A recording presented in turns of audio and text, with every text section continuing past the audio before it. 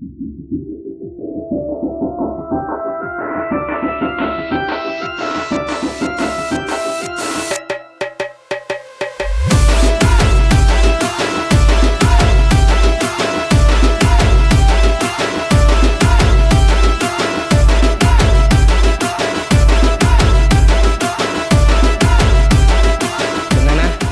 దానికంటే కొట్టుకొచ్చిన కళ్ళు తాగుతున్నది ఎంత తుర్తుగా ఉంది, అమృతం లెక్కుంది పో.